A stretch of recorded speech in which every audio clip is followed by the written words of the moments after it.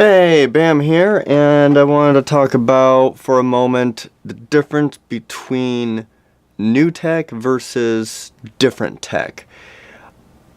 Obviously, I'll go back to the iPhone 7 with this. There is very little actually new about it. It's mostly just different. Case in point, and one of the biggest points I want to bring up is the placement of the antennas. That is not new. They simply moved them from one spot on the iPhone to the other. And as well as, the camera stuff, the specs on the camera and everything like that, those are not new.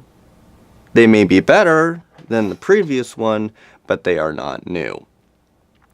A perfect example of what would be new, what would be actually considered new, is for like the LG G5 that had the modulars to it, that had that you could, put on a camera module for it, or you could put on high DAC audio to it.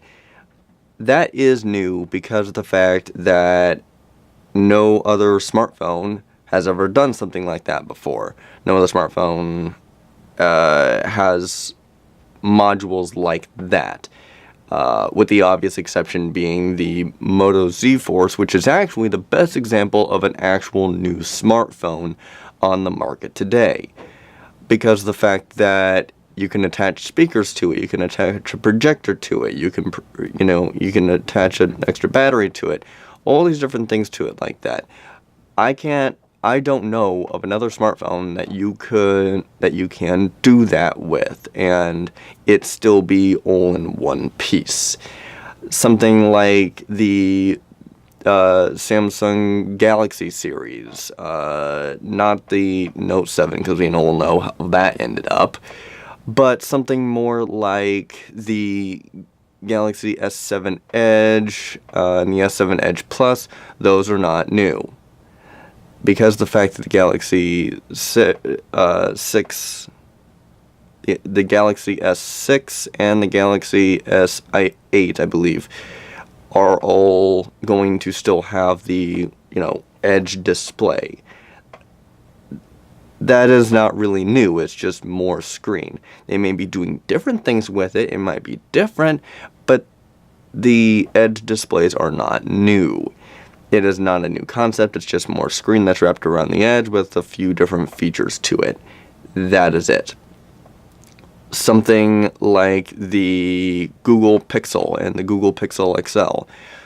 The only new feature on those is the enhancement on Google AI, being the Google Voice Assistant. And even then, you're still not talking about anything that hasn't been done yet. It's really just the OK Google. I hope I triggered someone's smartphone with that. And, because that's always fun. The Google Pixel and the Google Pixel XL, those are not new. The software may be more advanced than your standard OK Google, voice search type deal, but it is, again, not new. If anything, the Google Pixel XL is the closest thing that Android has to being Apple, which, I'll be honest, even I was shocked about that. No expandable storage, no swappable battery, no, modules to put on it or anything like that. But at the same time, it is still the cleanest version of Android because of the fact that it's not going through a brand name. It's just Google. A little bit of argument can be made that it went through HTC for the design, but it's not like they're up front and their logo is right there on the front or the back. It's just more of a behind the curtain information type of thing. So I really feel like I have to stress that most smartphones that have been coming out lately are not actually new. They may have some advancements and enhancements that, make them better than the previous one, more storage, better specs, and bigger screens or smaller screens if you got smaller hands. But they are not new. The iPhone 7 with no headphone jack, that's not new. It can be argued if it's an upgrade or a downgrade. I understand that because you still got Bluetooth audio, which I already covered in a previous video. I'll put a link to that video in the description of this video. But it's not really, again, new.